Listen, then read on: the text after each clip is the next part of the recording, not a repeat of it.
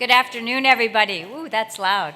And welcome to the Atlantic Convention headquarters. I'm Margaret Lowe-Smith. I'm president of Atlantic Live. We're here this afternoon to talk about a disease that has no cure. Estimates vary, but experts suggest that 5 million Americans have Alzheimer's. And I suspect there's not a person in this room whose life hasn't been touched in some way by this disease. The cost to the country for people with Alzheimer's and other dementias, well over $200 billion this year. I want to thank the Alzheimer's Readiness Project. That's an initiative by Eli Lilly and Company for making today's program possible. And before we begin, just want to let you know that we are on Twitter at #TheAtlanticDNC. We're calling this forum The Path Forward, and we're going to focus on what's happening on the Hill on the Alzheimer's front. And we have 3 members of Congress working to address this issue. With that, it's my pleasure to welcome Michigan Senator Debbie Stabenow. She's the ranking Democrat on the Senate's Finance Subcommittee.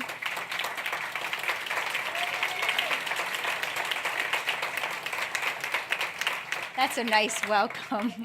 Debbie Stabenow is the ranking Democrat on the Senate Finance Subcommittee on Healthcare and is the lead sponsor of the Hope for Alzheimer's Act.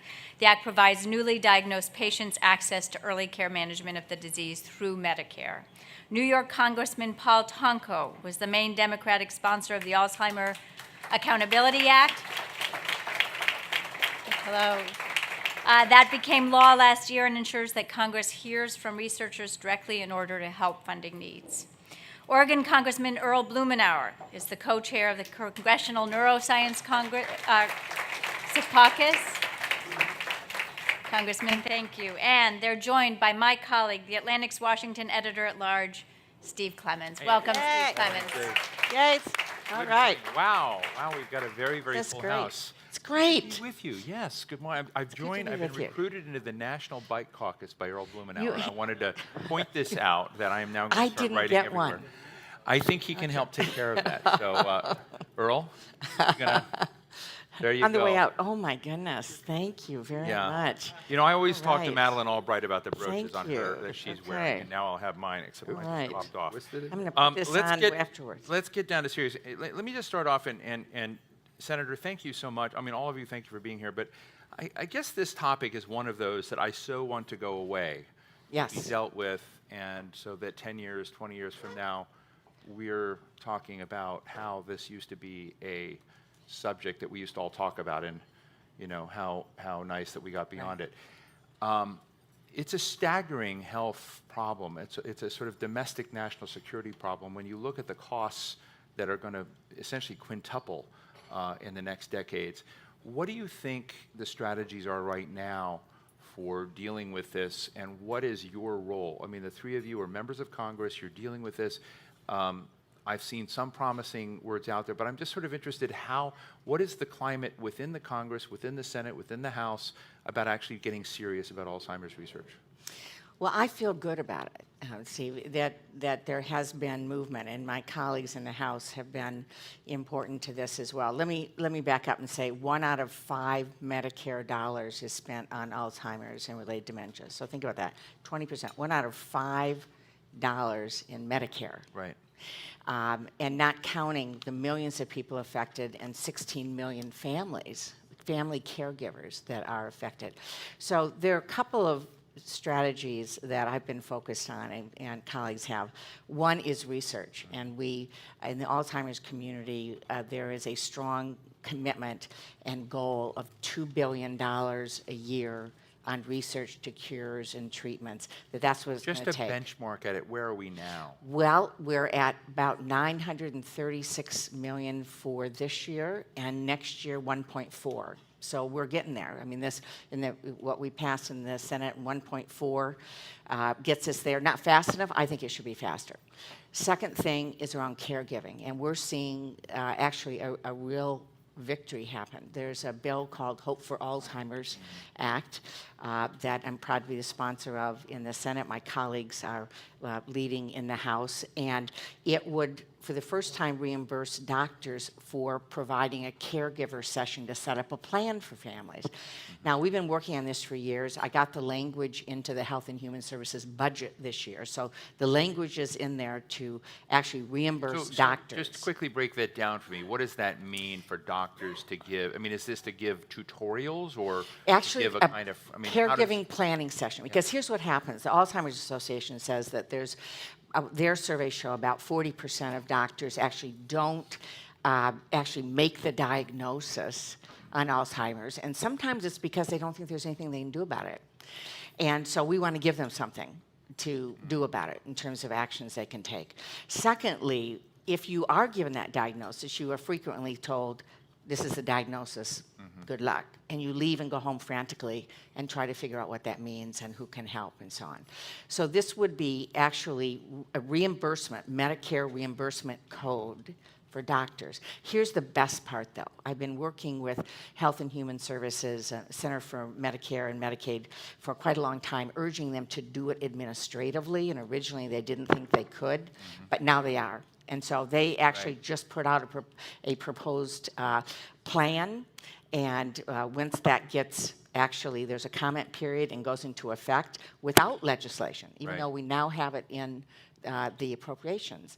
Without legislation, they're going to be able to reimburse doctors for a caregiving plan, and once they can do it for one caregiving plan, then I'm hopeful that they can do that on a continuing basis as needs change. Paul, you and I were just talking about the sleight of hand and the shades of gray and the smoke and mirrors in providing funding, and I just sensed a boiling, angry member of Congress about this in the green room. So when it comes to funding and trying to sort of devote resources to this, what's the state of play and what really irritates you? Well, I think that the Alzheimer community is so driven and passionate to make a difference that they're my reach for optimism. They're my reach for getting things done. It's no secret to share with you, Steve, and anybody, I mean my colleagues, that there are many who just want to keep cutting government because government's the problem. Well, with the public sector goes where private sector cannot or will not. And to take and shave some of the risk off of R&D, to be able to be there as a prime force, is absolutely important. And when I see the numbers in my district, we've all have been impacted by personal stories, family stories. This is an issue that will drown us if we don't address it. But beyond that, most importantly, it's the human component. Responding to a disease that really robs us of our loved ones.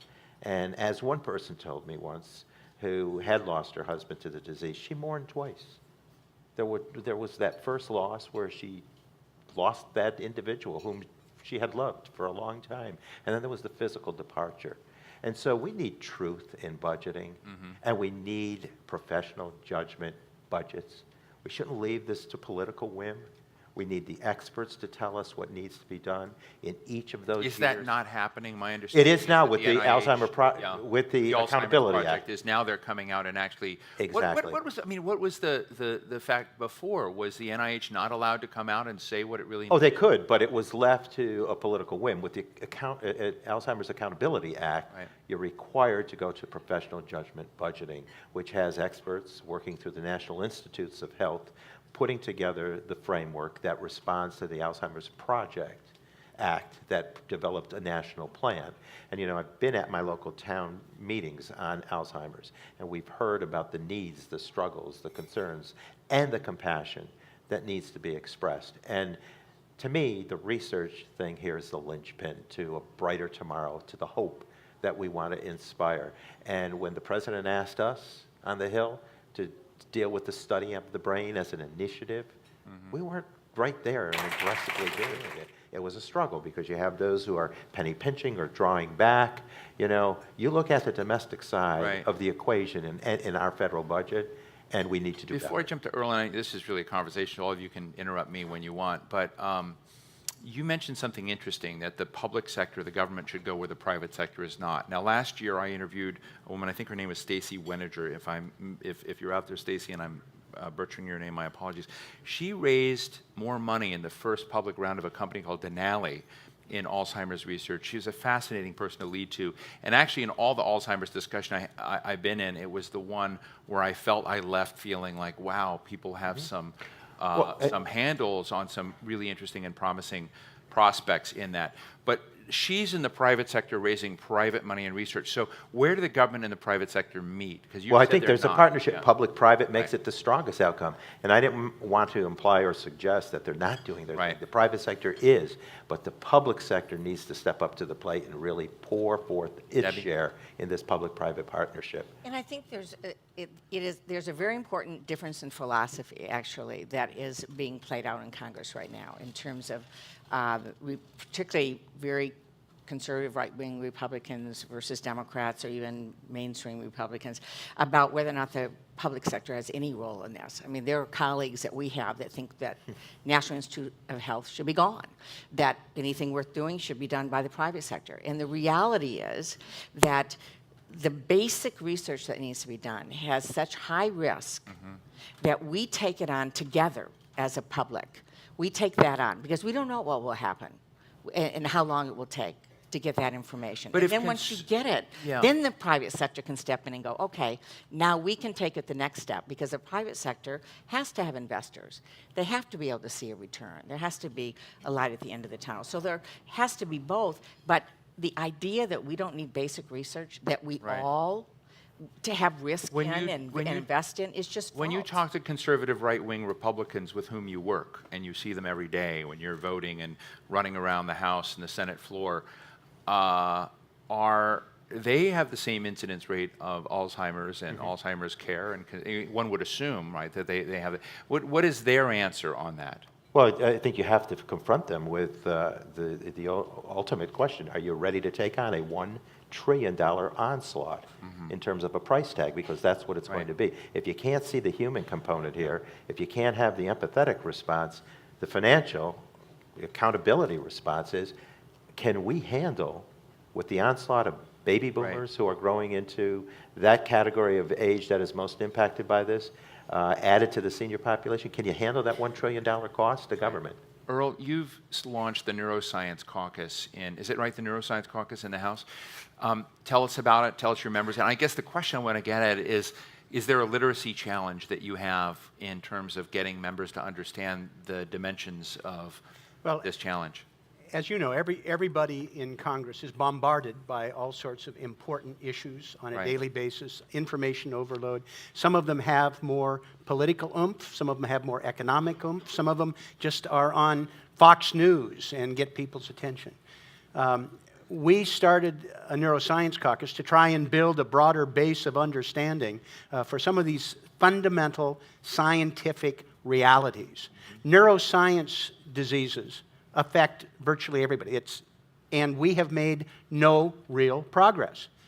We haven't had breakthroughs in neuroscience areas the way we've had with cancer and heart disease. And it is stunning to me that we have had such difficulty being able to embrace the work that my two friends have championed. Alzheimer's is the signature disease of boomers. It is more feared than any other. People are more afraid of Alzheimer's than cancer. And the spending, and I appreciate, on research, it's rounding error. And these numbers are significant because it comes at a time when we've cut basic health research 22%, and we're on par to do more. But this is something that I think we can harness. It's part of why we did the Neuroscience Caucus. We don't even have to cure Alzheimer's. If we're able to delay the onset of Alzheimer's 5 years, it will cut in half the suffering, the cost, the trauma, because in that period of time for older people, something else will catch up with them.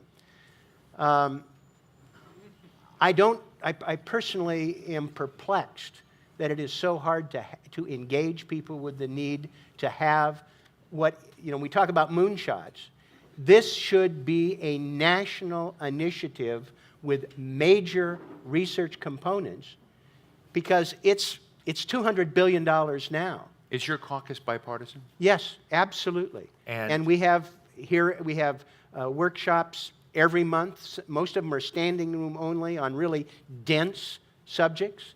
But this needs to penetrate, and people need to get I can engaged. feel your passion here. I don't know about all of you, but on the stage it's pretty intense from Earl on this. I watched you on streaming video on the floor of the House during the gun control debate, and I saw that there. Is this the kind of issue that needs to rise to that level of drama? I think so, and one of the reasons why... Would you lead something like that on the House I'm floor? Well, I'm trying in a small, humble way as an obscure guy from Portlandia. Flogging you. But we've got to do a better job of being able to encapsulate why it inspires the passion. And the good news is it does touch everybody. If we position it properly, this is an area we can build a broader coalition and that we can make a difference. Because failing that, we're going to be looking at 16 million people in 2050 and at a cost that is larger than all our health care expenditures now combined. Right. And Yeah, go ahead, Back Debbie, up please. just Yeah, for a sure, second. sure, So- sure. And that is because it goes to the larger fact that the least researched organ in our bodies is the brain. Right. Least researched. And the president has put together the Brain Initiative Right. in order to be able to address this. And it's really important that we have that kind of passion and focus as we have had for other important diseases where we've made real change. It's Alzheimer's, it's Parkinson's, it's mental health. You and I Right, have talked about right, mental right. health. It's the Million, same yeah. thing. It's what's happening in our brains and the disconnect or the chemical imbalances and so on that are going on. And so Alzheimer's is what we see because it's 1 out of 5 Medicare dollars. It really is sort of the new disease of all of us living longer. The good news is we're living longer, and the bad news is we're living longer. I mean, in the sense of being able to, the new diseases, and this is it.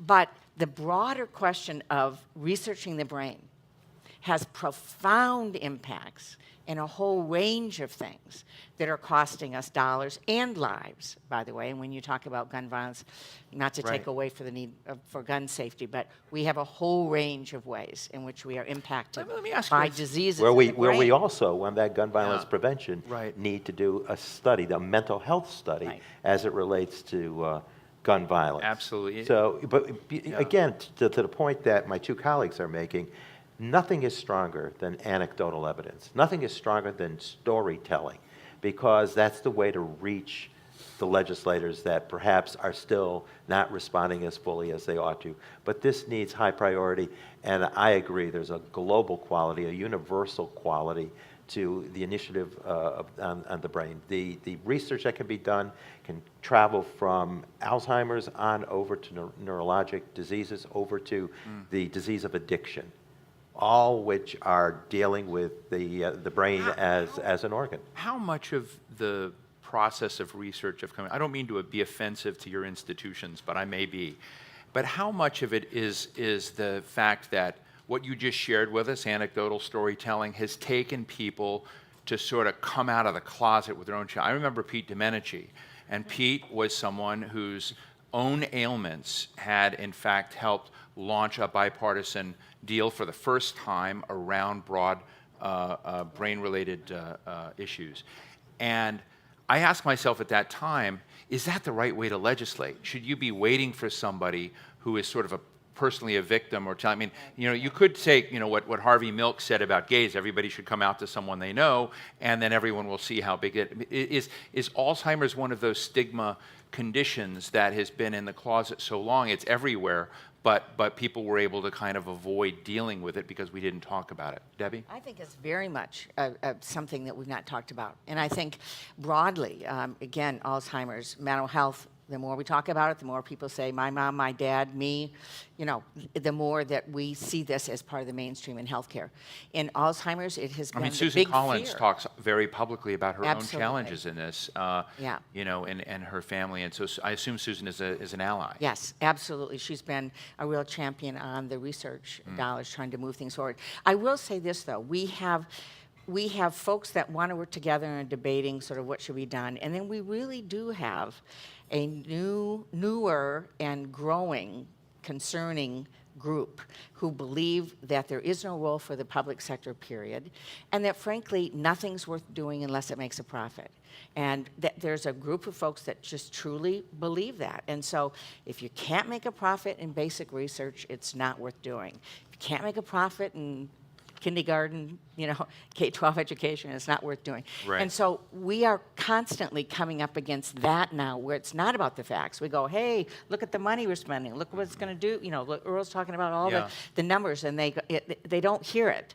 They don't hear it because it's government, and government is evil, and therefore anything that we do publicly together is bad. Yeah. And that's a real danger in the democracy. And I think it's government's role also to set the tone. I mean, we need to be messengers out there that speak to the dignity factor. We're talking cure, we're talking delay, holding off the impacts of the disease and the corresponding benefits that can come to different neurologic diseases. But there's also a dignity factor. I've traveled to the adult care centers that are specifically related to the Alzheimer's patient, and the caregiver needs respite.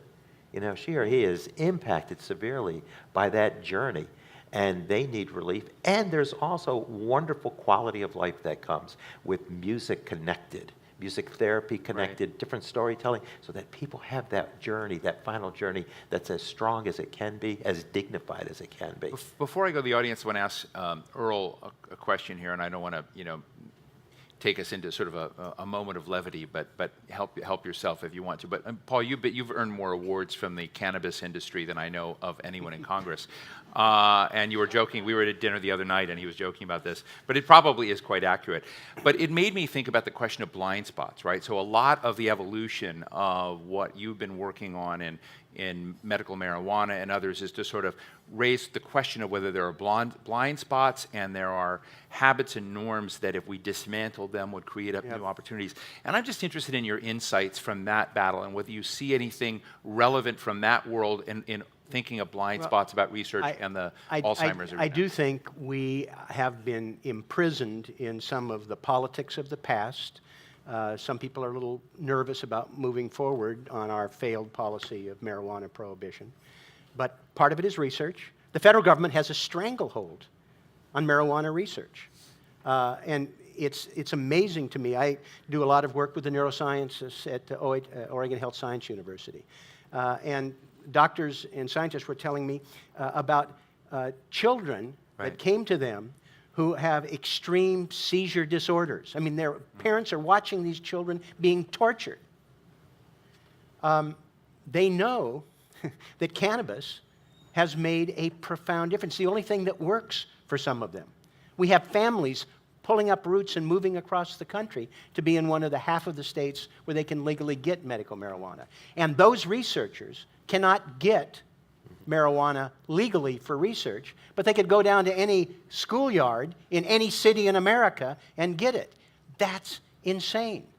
There's no question in my mind that if we had a more rational policy regarding cannabis, medical marijuana, we wouldn't be having the opioid crisis that we have in this country, where people with chronic pain start getting opioids handed out like candy, and then they're hooked, the supply goes down, they switch to, if they don't die on overdose, it switches.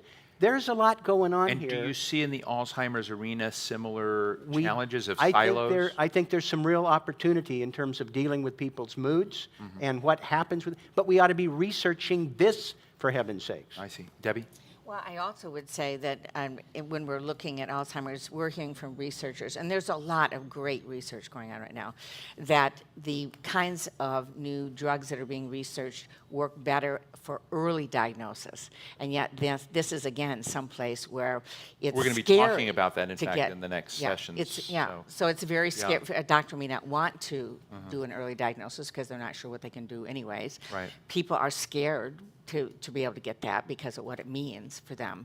And yet the medications that are being researched right now require early diagnosis. So we have, I think, a number of issues around that to address. Oh, that's great. We're going to be talking, in fact, to Carol Lippa about exactly that subject in just a little while. Let me open up to the floor. This is a great opportunity to talk to members. Yes, right up here in the front. Let me bring you a microphone, because if you think there are a lot of people in the room, you should see the number of people watching online Hi. right now. Ah. Yeah. Hi, I'm Randy Noonan. I teach political science at Penn State Berks up in Reading. Great. And my mother passed away with Alzheimer's 4 years ago. And what really saved us was we had, being from an upper middle class family, we had good long-term care insurance. Right. And is there any move being made to Can I ask, expand- just because I don't know, but when you had long-term care insurance, was that something that you had acquired through your work? Had you acquired it, earnestly just as its own deal? I don't know how that insurance works. I Some think people my know. parents had gotten it, just gotten it privately. I see. Just planning ahead, and we're fortunate enough to be able to afford that. And Right. my understanding is, if anything, fewer and fewer people are able to afford that, and yet the need is greater and greater. Is there any move to try to, for example, include that in Obamacare?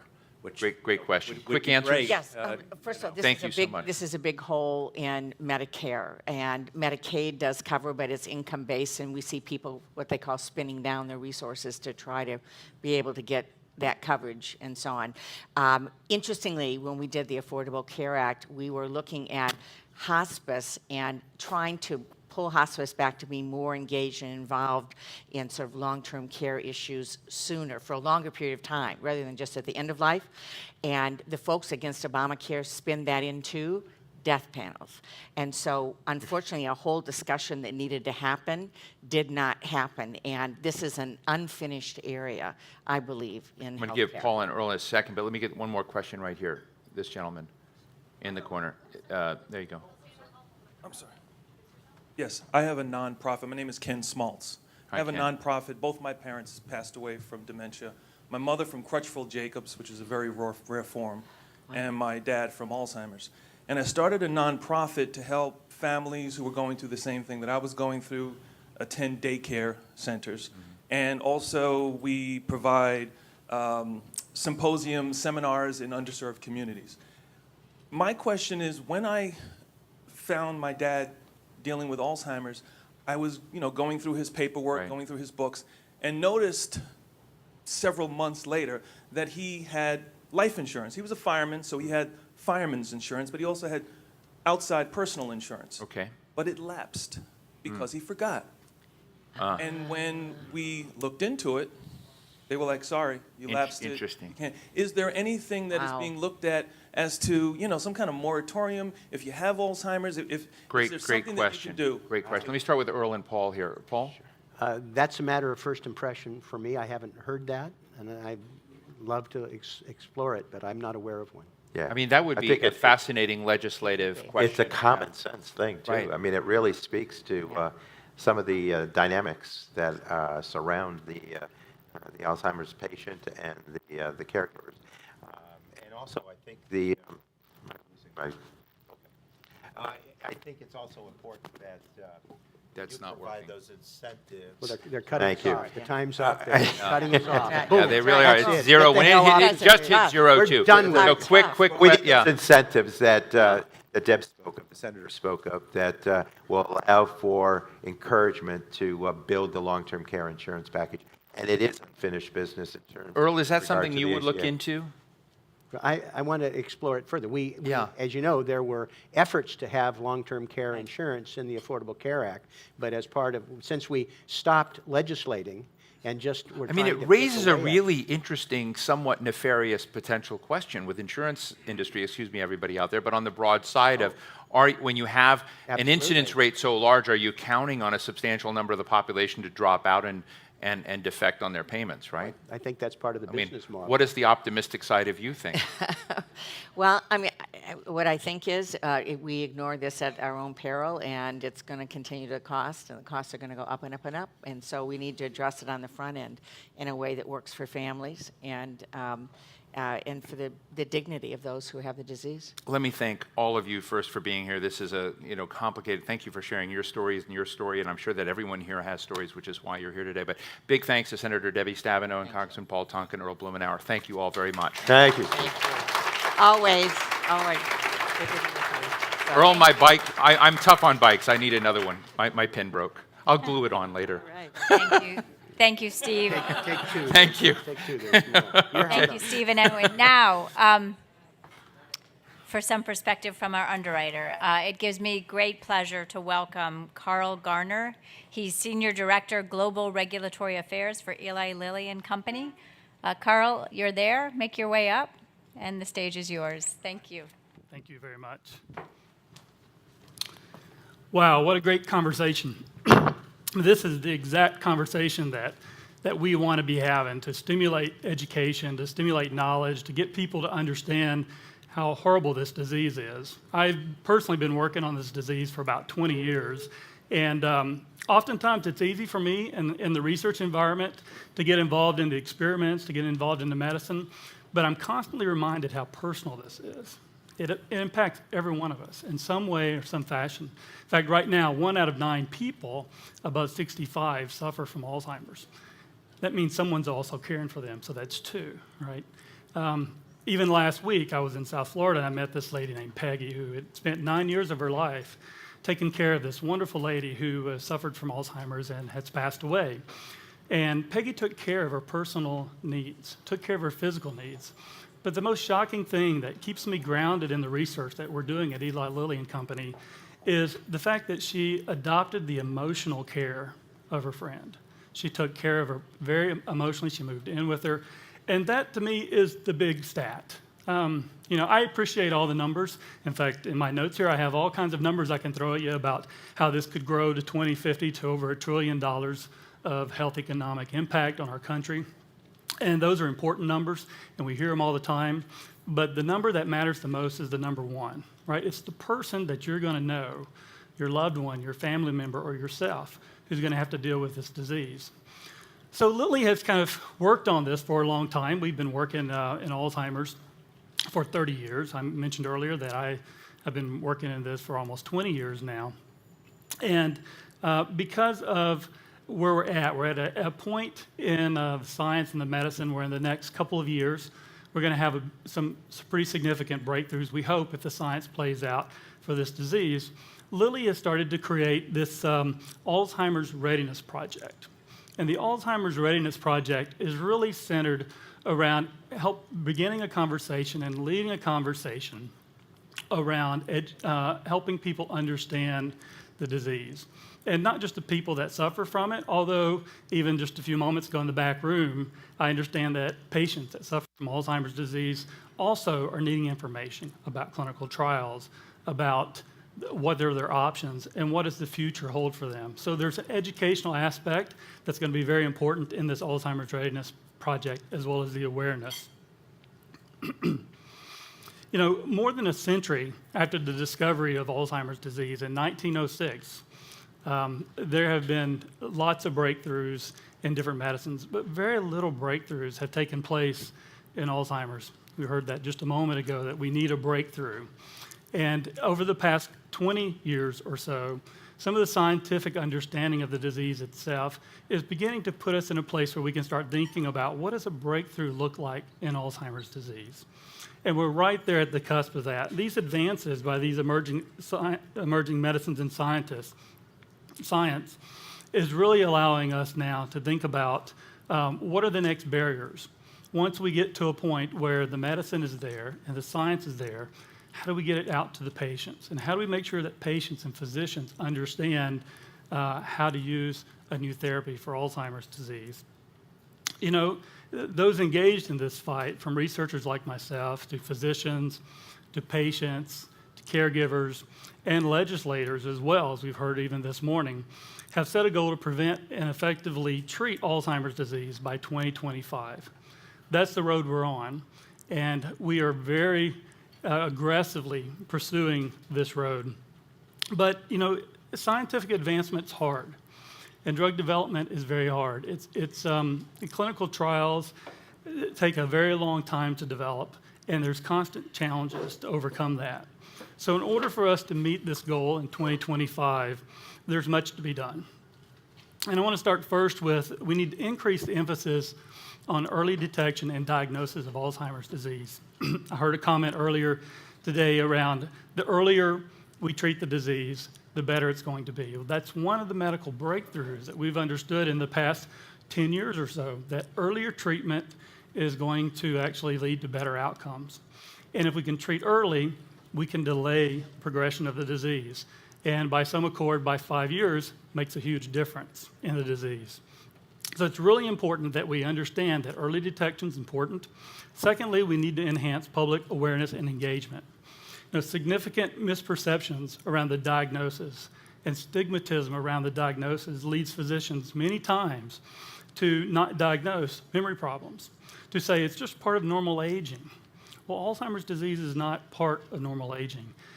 It greatly accelerates the loss of cognition. It greatly accelerates the loss of function. And we need to make sure that not only our physicians understand that, our patients understand that, and then to build the framework around the policy efforts we need legislators and other decision makers at the national and the state level to understand the awareness of the disease. Moreover, we need to encourage the development of innovative treatments. Now, new approaches to treating Alzheimer's disease will play a vital role in arresting the disease or curing the disease by 2025. Targeting the underlying pathology of the disease is all new. Everything that's out there today just treats the symptoms of the disease, helps you improve your cognition. The therapies that are going to read out in the next year to 5 years, which, by the way, there are 17 new drugs in late phase clinical trial development. And these, if successful and approved by regulators, could be available over the next 5 years. The first, even by the end of next year, if the science medicine plays out. So in order to do that, we have to think about what's the framework for being able to measure effectiveness of these diseases. Because as you start to cure the disease, you need different endpoints to look at. So when I want to understand if I'm treating you and you have lots of functional problems, that's very different than I'm treating you very early in the disease where actually you're quite normal. And I want to stop your disease, so how do I measure that? So we need to develop new ways to look at clinical endpoints, and these endpoints are things that we need to work with regulators on. As the science progresses, we need the regulatory environment to progress with the science along with sponsors, such as we understand and validate new markers, if you will, or new ways to measure endpoints for these drugs. We can use those as a way to measure clinically meaningful impact of new therapies on the patients. Fourth, we need to increase participation in and improve the efficiency of clinical trials. Clinical trials take a very long time. If you're going to delay the progression of a disease that lasts 10 years or more, then you have to run very long trials. The average time to develop a drug from when we discover the molecule until it's available to the patient on the market is about 10 years. 5 of those 10 years we will spend recruiting and enrolling patients into these trials. And what I hear all the time from patients is, well, I didn't know you had a trial. Or how do I learn about that? My doctor didn't tell me about that. So we need a forum and a discussion that we can increase participation, improve the efficiencies of clinical trials, because if we can change that from 5 years to maybe 2 years, then that makes a huge difference in the life of a patient. And we always have to stay focused on the patient. And lastly, we need to implement community action strategies. Communities that we all live in across this nation face the challenges that we've talked about this morning, and will continue to face those challenges as the baby boomers mature even further and develop dementia and Alzheimer's disease. So implementation of the National Alzheimer's Project Act is going to be key to that, as well as statewide and community-wide action strategies to address some of these policy issues that I've talked about today. So, what I would leave you with is we have a tremendous opportunity. We are not going to allow the challenges and the failures of the past and the challenges that I talked about even today define the future of new drugs, new therapies, and cures for Alzheimer's. We're not going to do that. So we are really at the cusp of unprecedented hope. And that hope has been in making for more than a century. So I thank you all for coming. I thank you all for being a part of this discussion. I know this discussion won't end in an hour or 2 hours or 2 days or 2 weeks or 2 months. We will continue this discussion, and that's what this project's all about. Thank you. Thank you so much, Carl. We're here in Philadelphia, in a state that's aging fast. It's estimated that in another 2 decades, people over 65 will make up nearly a quarter of Pennsylvania's population. So the question is, how can states prepare themselves for the challenges that come with an aging population and people living longer? To help answer this question, please welcome Teresa Osborne. She's Pennsylvania's Secretary of Education, Aging? I'm sure education too, right? Right. Just aging. And back to lead the conversation is my colleague, Steve Clemens. Hey, everybody. Can I say, I have lights. I want to ask Laura Tyson to stand up for a minute. Laura, stand up. Yeah, just stand up. Say, this is Laura Tyson. She's one of the great economists. She was President Clinton's National Economic Advisor. If Hillary Clinton wins, I think she'd be a very interesting Secretary of the Treasury. But I just went over to say hello, and she said it's actually Alzheimer's. This topic is one of the leading national economic concerns she sees going forward. So I just wanted to sort of, make that point that when Laura Tyson says something, you should listen. So anyway, and we're here to talk about how you see it at the state level. And I'm interested, we just had an interesting conversation with federal legislators, and you've got responsibility for this arena of aging really more broadly, but also digging down into Alzheimer's and related areas in Pennsylvania. And as I understand it, you've got about 400,000 people either with Alzheimer's or related conditions. So let me just ask you just point blank, what's missing that you need? Lots of things. Funding, for one, just in terms of not just research that occurs, but also at the grassroots level for individuals such as myself and all who I work with across the Commonwealth of Pennsylvania. First of all, I just want to say thanks to all of you. Welcome to the city of Philadelphia. Welcome to Pennsylvania. Thanks for having us. Thanks for being here. It's a privilege for me to serve in this post as Secretary of Aging for the Commonwealth of Pennsylvania. I am not equipped to be the Secretary of Education, I could assure you of that. But for me and the work that I do with my colleagues across the Commonwealth of Pennsylvania, to be certain, but also across the country, there are state units on aging, such of which I am the privileged to serve as the secretary of our state unit on aging. But across the country, there are over 600 local area agencies on aging that are boots on the ground Across every the United day, States. Across the United States. 10 years ago, were they there? 10 years ago, they were there. So there's been a concern components on aging and aging concerns for a long time. Absolutely. And here in the Commonwealth of Pennsylvania, I was privileged to serve as our local area agency on aging director. Back in Lackawanna County, I hail from a little city called Scranton. Privileged to serve in the Commonwealth Biden's now. town. Joe Biden's town, as well as Hillary Clinton's town, and Oh. lots of other fine folks as well. But for me in particular to serve in this privileged post, and coming from the Aging Network, I know the struggles that families have. And if we did go across this room, and I know took a survey, there wouldn't be one person who could talk to us about this impact not impacting their own families. So for me, for our Commonwealth, 12.7 million folks call Pennsylvania home. Of those, 2.9 million individuals are age 60 and over. So just like states across the country, Pennsylvania is not immune to Alzheimer's disease and the impact of it. In our state, as well as states across the country, as I heard some of the federal folks talk about, we also have opportunity in our state, as others, as I just referenced, to look at this from a global perspective. What do I mean by that?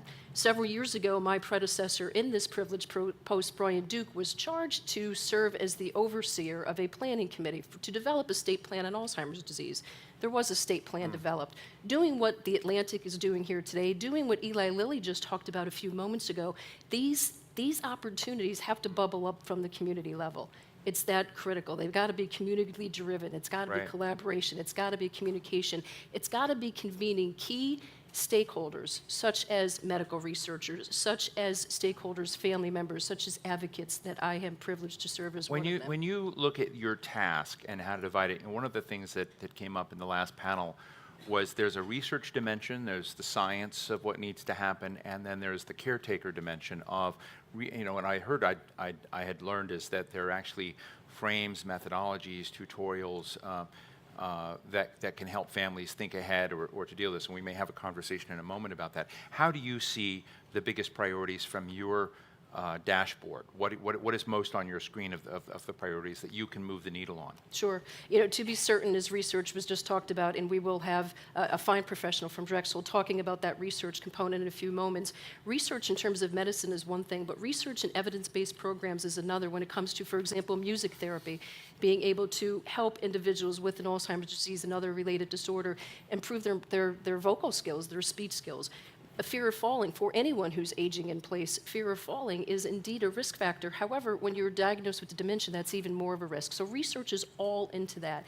And we are privileged in our state to have many institutions of higher education that are dedicating their time and efforts and energies toward that, such as two that are NIH funded for specific to Alzheimer's disease, University of Pittsburgh, University of Pennsylvania. We also have Drexel, Temple, Penn State University, all sharing their resources not to benefit just Pennsylvanians, but Americans across the country in terms of how are we going to ensure that we indeed have a path forward, that we have the opportunities to have in place services and supports programs so that individuals can age in place with the dignity and respect that they deserve. That's to my second part of what we can help push the needle on. As a state unit on aging, we have opportunities for collaboration at all kinds of levels, local government, federal government, and across the Commonwealth, to be certain. We have to ensure that when families face this decision, that they have, when a loved one is diagnosed with Alzheimer's disease, that there are resources in place to help Right. them. And time again, we hear that folks do not know where to turn. Yet we have, not just in our state, but in states across the country, their local area agencies on aging that can be their first point of reference, and partnership with the Alzheimer's Association that can be their first call. So that partnership at the local level with the Alzheimer's Association Right. is critically important to get that information into the hands of caregivers. 2 minutes for us before we bring our other guests on, so lightning round. How do you know when you're succeeding and how do you know when you're failing in doing what you do? To me, if there's one person who falls between the cracks of not getting access to service, that's a failure. We have to ensure that we are the safety net, and that safety net is being stretched And beyond how are you its doing on borders. that? Safety net is multiple factors. Medicare and Medicaid, as was talked about in the first panel, to be certain. We are blessed in our Commonwealth to have a state that has a lottery fund. Right. Of our funding, 78% of our funds comes from the Pennsylvania Lottery. So while you're here, you got to play to win, benefits older Pennsylvanians every day. And that's what helps us move that needle forward in So terms the of lottery funds you. the lottery. 78% of our funding comes from lottery fund, thanks to I just learned something. That's a tweetable moment. Who knew? I didn't know. That's interesting. And how long have you been working in the kind of aging field, if without divulging anything? But how many years have you been at this? close to 25, 26 So 25 years. And I'm just interested in just how you're much more in tune with benchmarks for progress or not than I am. But 25 years ago, if you can remember back then, how do you feel that we're doing collectively on making progress, both on the research front and on others, say in terms of pace of change? Because 25 years is a long. I mean, do you feel as if you're excited about what's coming down, or do you feel like, wow, this is a heavy slog. It's going to continue to be a heavy slog for another 25 years. We will still be struggling with this. Sure. 25 years ago, I started as an aging care manager in my little area agency in Jane back home. Would I ever think that I'd be sitting here today on this stage in front of all these folks talking about the opportunities that Pennsylvania has to be a leader for aging services, for Pennsylvania to age in place?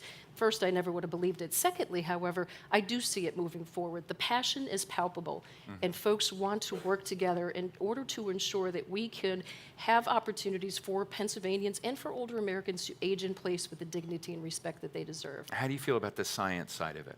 I'm ever so grateful for congressional folks who advocate so heavily for increases in funding for the science side of it. As was just talked about in the first panel, that level of funding has increased, and we need to keep the pressure on so that it can continue to increase, because their research is so critical. We are an aging country, and with baby boomers coming up next in the mix, we have to find solutions in order to ensure that folks can age healthy across the lifespan, not just when they hit a certain age. Will you stay up here? We're going to go for a little bit of a deeper dive. I want to invite Carol Lippa. Carol is a professor of neurology and the director of cognitive neurology and Alzheimer's program at Drexel University, and Tom Brophy.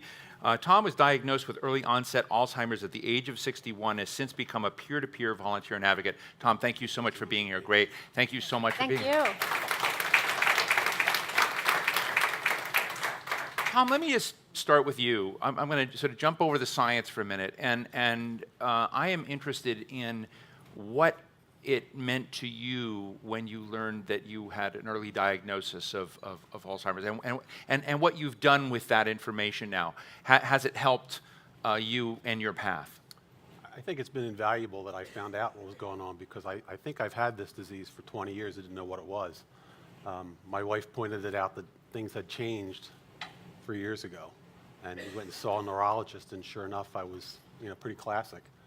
the fact that I was diagnosed early was life-changing because I can do something about it. I can read up on it. I know what I'm supposed to be doing, and I feel like I can help others now that I know what I know. But the reading ahead of time, I would never have done this if I hadn't been diagnosed. What were the things you think when you meet an audience and you're trying to leave them with something, you most want to leave them with? What are the 2 or 3 things? The first thing I say in every, or the last thing I say in every speech is, we kind of have a new normal. We're the same person we used to be. We're just a little different. Now, that turns a lot of people off. I don't know if they think they can catch this or what, but people don't want to deal with you anymore, for whatever reason, whether they're being politically correct, but I would much rather people talk to me. People ignore it right now. They just don't want to broach the subject. But I feel much more comfortable talking about it. I know exactly how I feel and, what I do every day and how I compensate and things like that. But don't ignore us. We're still out there. And the other thing I would tell people is, there's basically a couple things you can do. You exercise, eat right, and stay socially engaged. That's the big 3 things to keep your brain, moving. It's like the old saying, if you lose it if you don't use it. I want to come back to that in a moment, but Carol, you're on the front end of science. You're a principal investigator, I know, on a new drug. I tried to ask, it's solanezumab, which sounds like a ghost in Ghostbusters. We call it Sola, Sola, for short. yeah. It's Sola? Okay, Sola. So tell us about Sola. Tell us what you see. I'm really very, very interested in this question of whether science is taking us somewhere that we haven't been before and somewhere promising. We're going somewhere great. Yeah. In my take home, if I get one as a Let's get a mic up here. scientist, is Yeah. I think we're in the home stretch. We've learned so much about Alzheimer's disease. That's not working either. We have lots of See if options. the We're the third is- Atlantic. My voice carries pretty Yeah, well, that's so great. we'll try that if we have to. We've learned so much about the disease. In recent years, we know a lot about the genetic causes, the underlying biology. Instead of just a bunch of blotches and proteins in the brain, we know why they come, which ones are what, and which is first, how to intervene. We also know that we have billions of brain cells in the thinking and memory areas. Each one has thousands of connections, Right. literally thousands. Yeah. Once you lose those cells to Alzheimer's, how are you going to cure it? Right. So one thing we've learned is it's going to be in prevention or early intervention. I think that's where the money is, and that's where the companies are looking, and that's what the early studies showed. The early studies didn't reach clinical endpoints. They didn't work well enough because they took And just to people- zero in on it, the drug that you're looking at is a plaque-clearing Yes. drug, and so yes. it clears plaque. So if you clear that plaque early enough, Right. so let's just skip ahead. Why aren't we all taking that? Why isn't that just generally prescribed? I'm ready. Because the government hasn't approved it yet. I see. Safety, efficacy, and all that. But the thing is, the Alzheimer, the plaques, they're in your brain probably a decade before you get any symptoms. So that's a big flag. If we could find out who had the amyloid in the brain. But there are diseases like the mumps. I mean, you're vaccinated for things when you're a child. Couldn't this be a vaccination of sort that just becomes standard practice? I see that down the road, but that's maybe for the next generation. I see. I know the politics, they say 2025. I think 2020, there's a very good chance we will have something that will delay onset, clear those plaques out before you get the symptoms, or slow the progression once you get the early symptoms, the senile moment, the little bit of embarrassment, that kind of thing. Well, you still function fairly safe. You just need a lot of reminders and so forth. So I see the interventions really as prevention, delaying onset, slowly impacting early symptoms more than treating. But we are making progress. We know so much more.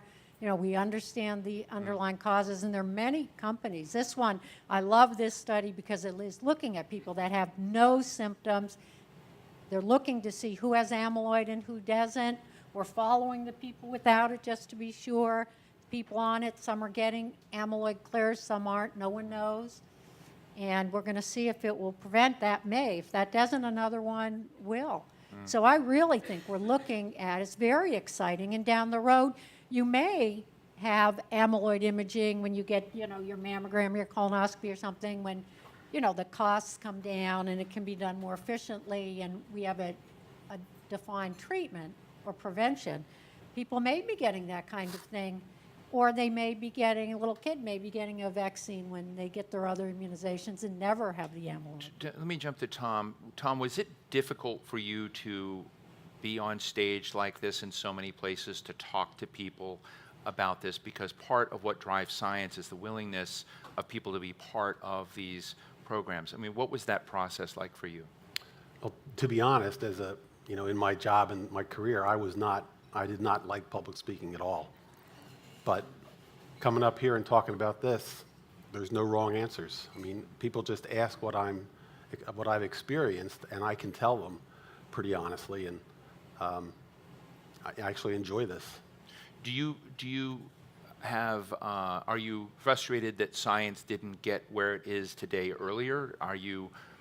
Do you find that in this journey you're in, because I asked the secretary a moment ago about how she looks at this between one side, there's a science side. You got Penn Med down the street, and they're doing a lot of interesting stuff. On the other side, it's basically organizing life, diet, caretakers, caregivers, remaining engaged in various ways. What people tell me, at least, that is part of the response in this. What do you think matters more to the many Americans that have Alzheimer's today? That it's not cured. I mean, I would like a cure tomorrow. I've had it for 3 years, and I don't see anything that's going to, make a difference in the next, like they say, 3 or 5 years until things get approved and tested. And I'm one of the fortunate ones that lives near Philadelphia, so I hear about these things, on the radio and stuff. But as I was telling the fellow from Lilly, what happens to the person in Peoria? They have no idea what they have. They have no idea what's going on, and their doctors have no clue. My doctor happened to have a clue, and I got a break and was put in touch with the right people. I just wish there needs to be more education out there. Carol, let me just ask you, we had a couple of legislators before. We also have the Secretary of State for Aging, or Secretary of Aging in Pennsylvania. What would you like to see the public sector do? I mean, if you're sitting in your office and you're being totally honest and you were just going to bitch about what isn't happening in the government side, what do you think is missing that you would like to see them saying, if they only did X, what would that be that would help you move your agenda forward? I'd like to see a little more control, perhaps on the state side. Go for it. It's a good thing I'm here. Let loose. Getting the healthcare, the insurance companies and so forth to provide a higher quality of a minimum level of coverage and care for the individuals. It seems like the government leaves it to the states, and the states say, we can't control the insurance companies. They'll leave, they'll do this, they'll do that, they do what they want. And I would like to see a little more control so that someone with Alzheimer's gets a certain degree. I also agree with all of the goals of Obama's act, as well as the progress that we've made as far as dedicating more money to research, particularly that of young investigators who think they've built a better mousetrap and want to have opportunity to try it, and government working with pharmaceutical companies to help support these clinical trials, which are enormously expensive. I'd like to see those. And I'd also like to see more done with portability of insurance. You have a patient, someone working who gets affected, or someone whose loved one is affected and they need, to change careers or whatever, and they have to go from job supported to private, or just to make sure that there aren't coverage issues for the affected people and the people who are making the sacrifices. I want to go to questions in just a second, but Tom, just one more quick question for you before we go out there. I'd almost like to ask you the same thing. I mean, I'm really honored that you joined us up here, and thank you. I've not had someone in these forums before that was actually living with this. What would you like to see stakeholders in society do more? I mean, you're at a Democratic National Convention thing in town. I don't know if you're a Republican or Democrat or independent or a Green or a Libertarian, but what would you like to see of the political set, if you will, that you're not seeing? I would just like it to be out there. You know, I would just like people to be aware of what's going on. I mean, they didn't do much about cancer until it really got out there. Now there's a big budget for cancer, and they're making huge strides, and Alzheimer's is still kind of on the back burner, and we need to move it up the chain so that there's more awareness, more education, and this early detection is huge. You know, especially like someone said, with the baby boomers coming up, if we can't detect it quickly, you know, they're going to be so far behind the 8 ball. Terrific. Let me open the floor to questions, comments. Yes, in the very back. Oh, sure. My name is Kevin Jameson. I'm the president of the Dementia Society of America. Nice to have you here. We just happen to be based here in Pennsylvania. So I'll make a comment, but then also a question. You know, so the real issue, because Alzheimer's is a form of dementia, and there are so many millions in America and hundreds of thousands here in the Commonwealth of Pennsylvania, I would like to offer up a question for the team, and especially the secretary. What can we do to raise the level of all forms of dementia? Because I think it leaves a lot off the table. So when we include vascular, Lewy body, frontal temporal, Creutzfeldt-Jakob, Wernicke-Korsakoff from alcoholism, what can we do to raise the level and talk like the WHO does, the World Health Organization, the Alzheimer's Disease International, and speaks more broadly about dementia, which is inclusive of Alzheimer's? That's a great question. That's a great question. Teresa? Certainly, I mean, I appreciate all that you just, commented on, Dr. Witt, specifically with regard to Alzheimer's disease and other related dementias and disorders. That's what our state plan on aging, tried to focus on. I give credit to those who drafted it. For me, walking in 18 months ago, it was handed to me as one of several documents to say, you have to move this forward, and how are you going to do that? I certainly, at the State Unit on Aging, cannot do it alone. We need to do it in collaboration. I mentioned a few C words earlier: community-driven, convening stakeholders, communication and collaboration. And I can't possibly pick out all the partners that we need to be communicating with. That's why it's great to be at forums like this where we're connecting with people. It's great to be partnered with the Alzheimer's Association. I was privileged a few weeks ago to be before the House Oversight Committee in the Commonwealth of Pennsylvania, where Tom and I met, talking about Alzheimer's disease in Pennsylvania and what we need to do in order to address exactly what you just mentioned. How are we going to get information into the hands of individuals and families when they face this diagnosis, and how are we going to better educate our physicians, who also sometimes don't know where to go? And that is indeed what we're trying to do, but we cannot do it alone. We need to partner, and I look forward to hearing from you and others who want to be part of the conversation with us, because in order to move that needle forward and find that pathway, we have to work together, because too many people might be left behind. Carol, do you have quick thoughts on this? No, I totally agree with that. Probably 60% of patients with dementia have Alzheimer's. And so almost half have other causes, little strokes in the brain or other cousin conditions. And I think it's almost a global problem. We need global harmonization to increase just the awareness, and maybe specialty centers, specialty cognitive centers with a clinical emphasis. Great. Like we have the research one. We have like 30, lightning round question. Yes, right here. We have about 30 seconds. Go ahead. Daryl Brown. She's never going to let you have that mic. She's going to hold Daryl it. Brown from Drexel University. My question concerns the idea of allowing people to understand and engage around the illness, but my question really addresses the small nonprofits that are right now treating or keeping patients with personal assistance services, but with the plan for the state moving toward managed care, a regional managed care organization. How is that going to help all these other small nonprofits that are really dealing with the issue up front and center? Sure. Quick thoughts, all three, real fast, real fast, real fast. I mean, moving to a managed care from a fee-for-service to a managed care environment is something that folks are a little bit frightened or hesitant about. We, therefore, at the state level, need to do a better job engaging and a better job communicating and addressing any fears that might be allied, because managed care in any state across the country has never been successful without provider engagement at the local level. Carol? I would say specialty centers, clinical specialty centers with expertise, so that a lot of redundant services, et cetera, aren't used. The only thing I can say is I don't understand that. I thank you all for being here. I appreciate the fact that you're interested. Thank you for saying that. I want to thank Tom Brophy, Carol Lippa, and Teresa Osborne. Thank you so much for being here. And before you all applaud them, I want to say we'll be back today at 4 o'clock at our cocktail caucus talking about the balance between producing energy and protecting the environment. I don't know if he's going to show up, but I've asked a friend of mine who often trails President Obama around wearing a polar bear costume. So maybe he'll be here. We'll hope.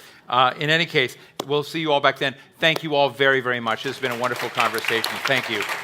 Madam Secretary, thank you for being here. Carol, thank you.